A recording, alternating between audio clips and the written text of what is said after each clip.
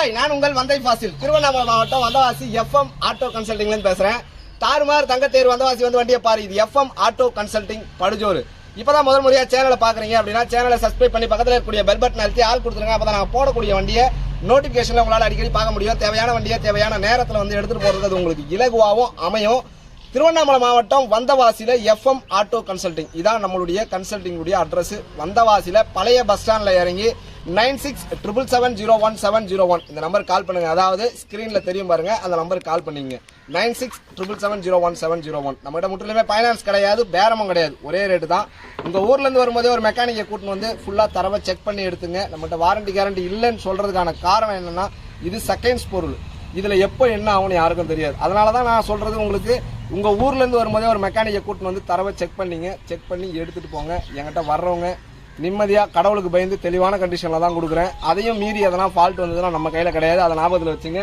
இந்த வண்டி பாத்தீங்கன்னு சொன்னா 2010 மாடலு.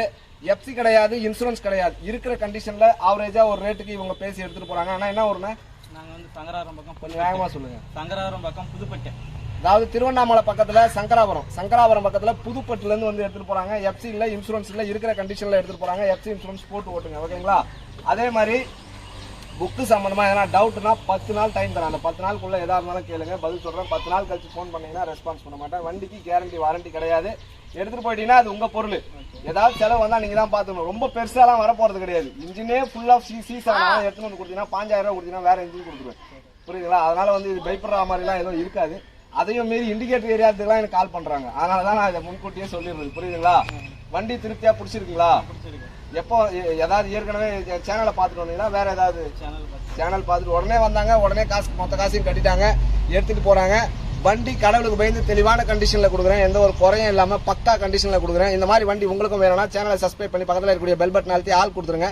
அப்பதான் நாங்க போடக்கூடிய வண்டியை நோட்டிபிகேஷன்ல உங்களால அடிக்கடி பார்க்க முடியும். தேவையான வண்டியை தேவையான நேரத்துல வந்து எடுத்துட்டு போறதுக்கும் அது உங்களுக்கு இலகுவா இருக்கும்.